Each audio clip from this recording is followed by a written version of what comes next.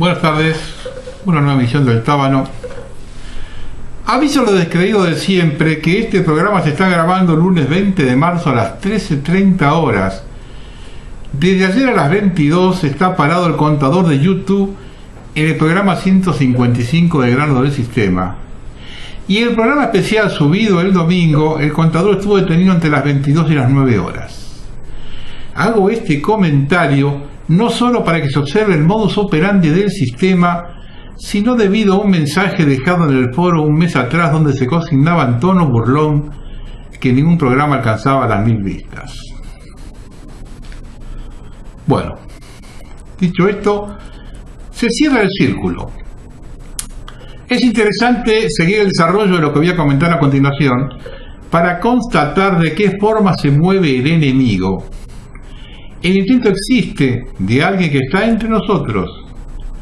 Eduardo Einstein es el presidente y mayor accionario del Grupo IRSA, dedicado a las inversiones inmobiliarias, centros comerciales y mayor accionario del Grupo IRSA. Se lo asocia a grandes empresarios a nivel mundial. También es presidente del Banco Hipotecario y tiene inversiones en Israel. En 2014 se convirtió en el número 2 del Congreso Judío Mundial. En el año 1997 fue uno de los encargados de la privatización del Banco Hipotecario Nacional, el cual se reorganiza como sociedad anónima. Por las irregularidades de dicha privatización, fue denunciado junto a los funcionarios involucrados por la presunta comisión de los delitos de asociación ilícita, fraude en perjuicio de la administración pública, usura, abuso de autoridad y violación de los deberes de funcionarios, cohecho pasivo y tráfico de influencias, malversación, peculado, negociaciones incompatibles con el ejercicio de la función pública, fraude al comercio y a la industria. Por supuesto, nadie fue condenado. En Argentina, los delincuentes de guante blanco tienen impunidad en la justicia y en la sociedad, ya que siguen ocupando cargos sin problemas y caminan entre nosotros sin que nadie les cuestione absolutamente nada. Es accionista del grupo IRSA, dueño del Alto Palermo, del Abasto Shopping, del Patio Burrich, del Shopping 2, Distrito Arcos.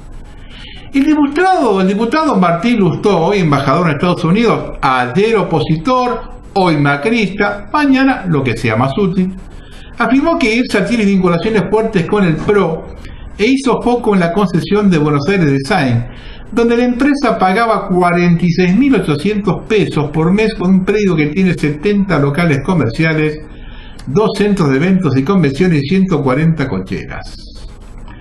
La empresa IRSA ha estado vinculada al actual gobierno de la ciudad, a tal punto que algunos funcionarios han sido denunciados ante la justicia por supuestamente favorecer a la empresa, entre ellos Mauricio Macri y Horacio Rodríguez Larreta, quien fue denunciado por tráfico de influencias por favorecer a IRSA, una de las empresas que financió su campaña. Posteriormente, Cristian Sanz denunció por negociaciones incompatibles con la función pública al ex jefe de gobierno porteño, hoy jefe de gobierno Horacio Rodríguez Larreta. Varios diputados de la ciudad señalaron fuertes vínculos entre el grupo IRSA y el partido gobernante de la ciudad, el PRO, y la empresa tiene como representante a Augusto Rodríguez Larreta, el hermano del actual jefe de gobierno. Todo queda entre familia. Forbes Argentina estimaba su riqueza en torno a los $5.000 millones en 2011, aunque la cifra es apenas un estimativo. Los activos de su empresa madre IRSA ascendían a 9.810 millones de pesos al 30 de junio de 2014, según el balance presentado por la compañía a la Comisión Nacional de Valores. Según el diario Z, él y su familia poseen aquí 16.250.000 metros cuadrados entre edificios, shopping y terrenos, la misma superficie que los barrios de Belgrano, La Boca y Recoleta juntos. Es decir, otro que se benefició del Estado hoy es el protagonista. Esta presentación viene al caso de lo que vengo sosteniendo, que desde que asumió Macri, el sistema global comenzó a apretar el acelerador para ir cerrando todas las cosas pendientes. El sistema opera desde afuera, pero tiene sus representantes dentro. La noticia que voy a decir ahora, de su futuro desarrollo nos daremos cuenta dónde estamos parados. Billonario argentino en una oferta en las Falklands. Dice el enorme titular del diario británico Evening Standard, cuya información Clarín pudo confirmar de fuentes empresarias en Londres, Malvinas y Buenos Aires. Eduardo Einstein, uno de los pocos empresarios argentinos con proyección global, hizo una oferta a través de una de sus compañías en Uruguay para comprar parte de la Falkland Island Holding Group, FIH. Entre tanto, en Malvinas no solo ya tomaron nota de las transacciones que hay en la mesa y a través de un comunicado, el gobierno local señaló que cualquier propuesta de cambio de dueños que afecte los activos en las islas serán puestos bajo escrutinio de la legislación legal. La FIH es el emblemático mini conglomerado de las Malvinas, que en el pasado tuvo un esquema netamente colonial, siendo la corona británica su dueño principal. Estaba el marido de la Thatcher ahí. Hoy ya transformado mantiene muy diversos negocios y funciones. Es el mayor operador comercial, con 60% del mercado, a través de supermercados y locales. Además es dueña de 40 propiedades para alquiler, concesionaria, que alquiler de camionetas 4x4, servicio para pesca, entre otros. Pero lo central a la idea de que un argentino se convierta en uno de sus principales accionistas se vuelve resonante porque el FIH sigue siendo el mayor dueño de la tierra en Malvinas. Entre lo que cuenta la prensa británica y lo que pudo saber Clarín, es que el Dolphin Fund, uno de los instrumentos financieros de IRSA, pero con oficinas en Uruguay, envió una oferta a la FIH. Dolphin anuncia que ha enviado una carta al director de la FIH para pedir información que le permita evaluar una oferta en efectivo con premio de la actual oferta de Staunton por las acciones de capital emitidas y por ser emitidas de la FIH que aún no posee Dolphin. Lo curioso y desconocido hasta ahora es que hoy, a través de Dolphin, Einstein ya es dueño de un 2.54% de las acciones de la FIH. Dolphin decía entrar en diálogo con FIH y su mayor accionista con la vista puesta en una oferta recomendada y en curso. La oferta inicial para el FIH llegó de parte de la firma Staunton, llegada a la firma Rowland, dueña a su vez del 22.65% del conglomerado. Staunton tiene por su parte 2.34%, menos que Einstein. Uno de los miembros de la familia, Edmund Rowland, es representante exclusivo a su vez de FIH y ha dicho que no quiere a Dolphin con más acciones en el holding. El Evening Standard señala que la oferta de Staunton sería por 37 millones de libras y a lo que a través del fondo Dolphin, Einstein llevaría ese monto en efectivo. Y le señaló que igual esta es una prueba para la primera ministra Theresa May, si va a aceptar o no que empresas extranjeras tengan propiedades en las disputadas islas. Más elegante que el periódico, el presidente de la Asamblea Legislativa de Malvinas, Barry Elsie, dijo que, como en cualquier país, lo que van a hacer en el archipiélago es ver si el movimiento de Einstein juega o no contra los intereses nacionales. Con lo que acontezca con el futuro, con esta noticia, nos percataremos si es una maniobra estratégica o una cooperación de prensa del imperio. Si el sionismo se está metiendo por otro lado o es una operación de prensa del imperio. Ahora vamos a hablar de lo que es el falso nacionalismo y la retórica del sistema. Cuando los grandes empresarios negocian con el Estado robando la riqueza del pueblo, argentinos son bien vistos. Todo está bien. Las víctimas de sus robos lo votan sin problemas.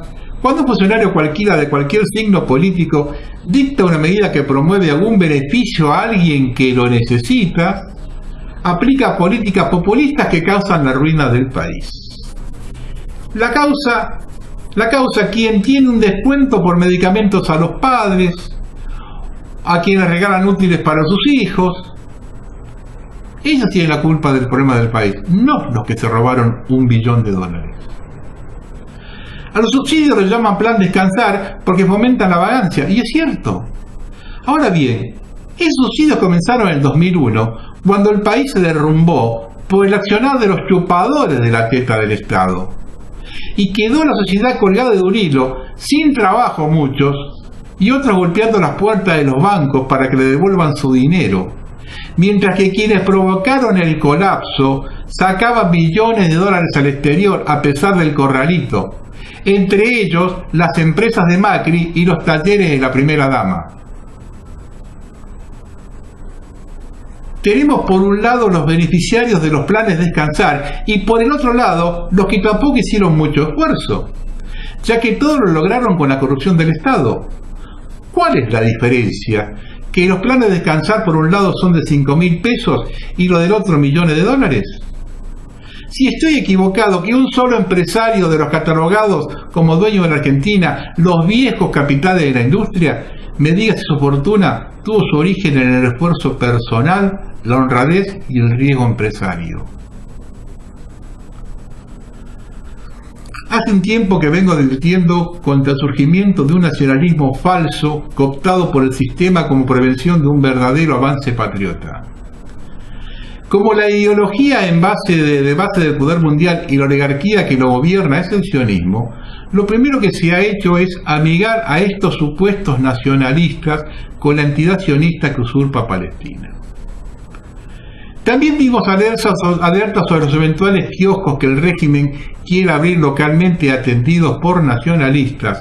De hecho, ya tenemos supuestos nacionalistas trabajando en la administración Macri, totalmente entregada al sionismo, con puestos conseguidos políticamente y otros que miran con cariño al liberalismo gobernante. La derecha alternativa europea como la americana ha incorporado a sus fines e ideas la defensa de los derechos de minorías y colectivos que estaban a merced de una izquierda pestilente que los utilizaba como cartel electoral en épocas de urnas. El tema de Israel era hasta hace no demasiado tiempo un tema tabú en el limitadísimo escenario identitario europeo, pero la derecha alternativa ha normalizado sus relaciones con Israel y ha atraído el apoyo de los sionistas europeos a sus filas, dejando los debates estériles a un lado. ¿Cuál es la relación actual de los diferentes partidos europeos de la llamada alt-right con Israel? Mucho ha cambiado el Front National desde los tiempos de Jean-Marie Le Pen. La formación francesa no ha dejado de ser el buque insignia de los identitarios europeos, pero ha dejado de lado aquellas viejas posiciones de la extrema derecha que lastraban su mensaje y sus resultados electorales para pasar a ser referente europeo de la derecha alternativa. El Frente Nacional necesita dos cosas para ganar las elecciones: reputación y fiabilidad internacional por un lado, y fondos económicos que garanticen que la campaña presidencial pueda llegar a buen puerto por el otro. Para lo primero, Marine Le Pen ha querido demostrar que su partido ha dejado en la cuenta las viejas formas y ha enviado a su mano derecha a Israel. Hasta aquel país acosado por la barbarie musulmana se ha desplazado estos días Nicolás Bay, ni más ni menos que el secretario general del Frente Nacional, para estrechar lazos con entidades y partidos sionistas con fuerte presencia e influencia en Francia y Europa. Allí se ha reunido con dirigentes del Likud, el partido fundado por Menachem Begin. Desde el mismo partido se han encargado de abrir las puertas de varios medios de comunicación al dirigente frontista, que ha podido acceder de esta forma a importantes medios vinculados con la corriente de derecha israelí. El asunto no es nuevo. La derecha alternativa europea ha ido tejiendo relaciones con Israel desde hace tiempo. Philip de Winter, líder del Blanks-Belan, también se reunió en su momento con dirigentes del más alto nivel del Likud en Israel. De Winter afirmó en esa reunión que Israel está en la primera línea entre la libertad de Occidente y el Islam radical. Israel lleva parte de nuestra lucha contra el fundamentalismo islámico y el terrorismo.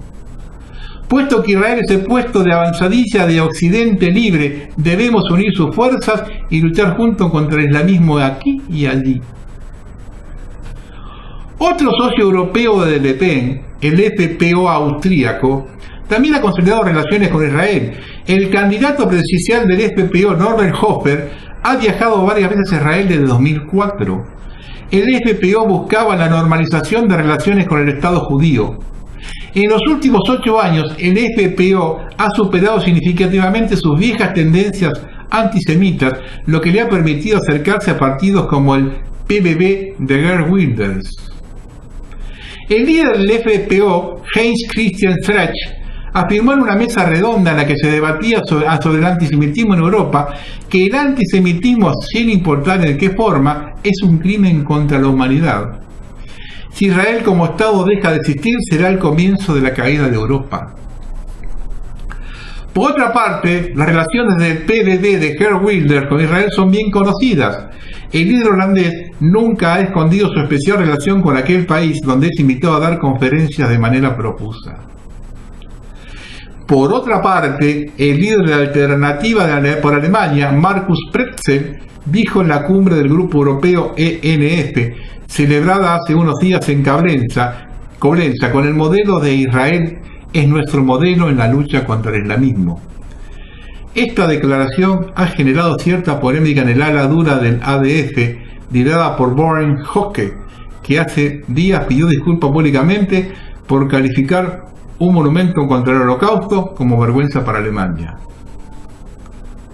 Muchachos, la gente desinformada es una cosa, pero ustedes no están desinformados. Confundir al enemigo suena sospechoso. ¿Quién generó las condiciones para el levantamiento y la invasión del Islam? Y si hablamos de terrorismo, les recuerdo que el primer acto terrorista que hubo en la historia fue el derrumbe del Hotel Rey David de Jerusalén a mano de los judíos, para provocar la ida de los ingleses y la independencia de Israel. Muchachos, si confunden el enemigo ustedes, bueno, por la duda, póngase algo en el bolsillo para que no se les vea lo que tienen adentro. El verdadero espíritu nacional y la etiqueta de la élite global. Apenas empezado el movimiento regionario rumano a difundir sus principios entre las masas populares, cuando ya los antiguos partidos políticos descubrieron su punto vulnerable, dijeron: es una imitación del fascismo. El movimiento ha importado su doctrina de Italia y tiende a introducir en la vida pública ideas y costumbres ajenas a la concepción de la vida del pueblo rumano. En pocos años el movimiento arraigó en todo el país. El pueblo se sentía atraído hacia él, probablemente porque la religión no imitaba a nadie, precisamente por poseer un carácter auténticamente rumano. Cuando comenzó a brillar la estrella de Hitler en el cielo de Europa, la acusación de fascismo pareció demasiado blanda para nuestros adversarios. Encontraron una culpa más grave aún para el movimiento. Es una sucursal del nacionalsocialismo alemán en Rumania. La región cumplirá dentro del pueblo rumano uno de los más abyectos papeles: servir como instrumento a los planes de expansión y de dominación de una potencia extranjera, traicionando los intereses del pueblo rumano. Finalmente nosotros recibimos dinero, somos asalariados de los hitleristas, dice Cornelio Codreanu, cuando se refiere a las infamias que difundían sus adversarios. Lo ofensivo de las calumnias le repugnaba profundamente. La mala fe de que eran capaces los viejos hombres políticos está demostrada sobradamente en el hecho de que en el otoño de 1919, cuando empieza a afirmarse en la política Cornelio Codreanu, nadie en Rumania conocía la existencia de Hitler. Mussolini había de prenderse el martes de Roma 3 años más tarde. Es verdad que la fundación del movimiento legionario tuvo lugar el 24 de junio de 1927, pero el proceso político y espiritual que determinó su nacimiento es mucho más remoto. El movimiento legionario rumano tiene su origen en el movimiento nacionalista estudiantil que brota en todas las universidades rumanas después de la Primera Guerra Mundial y alcanza su apogeo en el año 1922. Las figuras principales de este movimiento fueron las mismas que echaron más tarde en las bases del movimiento legionario. La aparición de la falange española fue saludada con una lluvia de calumnias de la misma especie: un movimiento fascista o una copia del fascismo italiano. José Antonio puso de relieve la falsedad de esos calumniadores en el discurso de proclamación de la falange y de las Jones. No te preocupes mucho porque nos digan que imitamos. Si lográsemos desvanecer esta mentira, pronto inventarían otra. La fuente de la insidia es inagotable. Todos saben que mienten cuando dicen de nosotros que somos una copia del fascismo italiano. Indudablemente existen ciertas semejanzas entre todos los movimientos nacionales en la manera de enfocar los problemas de la nación, pero no son el resultado del trasplante de unas ideas de un país a otro. Mussolini tenía razón cuando decía que el fascismo no es una mercancía de exportación. Las afinidades de concepción de los movimientos nacionales tienen otro origen. Se deben solamente a un estado de espíritu general, a un fenómeno de proyección europea. Estos movimientos no se han imitado entre sí, sino que cada uno respondió conforme a las peculiaridades de su pueblo, al llamamiento que la historia ha dirigido a todas las naciones. El sentido nacional existe en estado latente en el seno de cada pueblo y no le falta más que el ambiente histórico para entrar en efervescencia. Si el fenómeno nacional se ha manifestado con tanto vigor después de la Primera Guerra Mundial, es debido a que solo en esta época se han reunido las condiciones necesarias para su florecimiento. Con la entrada de las masas en la historia, el nacionalismo ha recibido también un nuevo impulso. Encontró una base más amplia para afirmarse. En los siglos pasados, la conciencia de los pueblos no tenía más órgano de manifestación que la clase restringida de sus dirigentes. Con la participación de las masas en la vida política, la conciencia de los pueblos entra en una fase de expansión. Las masas populares no han modificado solamente el paisaje social de una nación, sino que son responsables también de la aparición del nacionalismo. El movimiento nacional es la única fórmula para que las masas sean integradas en el Estado nacional. Si el dinamismo de un pueblo no es captado por el nacionalismo, las masas se alejan de la nación y el terreno queda libre para el comunismo. El nacionalismo es un valor inimitable. Esta manera de afirmarse en la historia obliga a los pueblos a buscarse a sí mismos, con el fin de descubrir su propio ser. Para poder determinar los objetivos que perseguirán en el campo político, las naciones deben explorar previamente su interior para saber quiénes son y cuál es su identidad histórica. El genuino sentido de patria obliga a cada pueblo a partir de su mismo ser, de sus propios recursos interiores. Por el camino de la búsqueda en sí mismo, un país puede llegar más rápidamente que otro a la posesión de las verdades nacionales. La experiencia fascista pudo servir de ejemplo a otros pueblos para intentar la misma virtud espiritual, la búsqueda de un ser histórico. Pero esto no es imitación, sino el impulso que un pueblo recibe de otro para encaminarse a su originalidad creadora, hacia una vida más auténtica. José Antonio explica claramente en qué se resume la supuesta imitación del fascismo. España, contagiada de este calor, no va a imitar a Italia, va a buscarse a sí mismo, va a buscar en las entrañas propias lo que Italia buscó en las suyas. La doctrina nacional no es una moda política y no ha sido inventada por el fascismo. Mussolini no ha hecho más que dar valor de circulación a una categoría política y espiritual existente desde los más remotos tiempos en el seno de su pueblo, en un momento en que el ambiente histórico favorecía su irrupción en la vida pública. Las mismas condiciones históricas han favorecido la afirmación del espíritu nacional en todos los otros países de Europa. Si en Italia no se hubiera manifestado el fenómeno, con seguridad el fascismo hubiera brotado en otro país. Esta inquietud europea ha sido provocada por la aparición de las masas populares en la vida pública. Se trata de un fenómeno general. En todos los países el Estado tuvo que soportar la presión desde abajo hacia arriba de las multitudes, y con ella la conciencia nacional de los pueblos recibió un nuevo impulso, el impulso de las nuevas categorías de ciudadanos.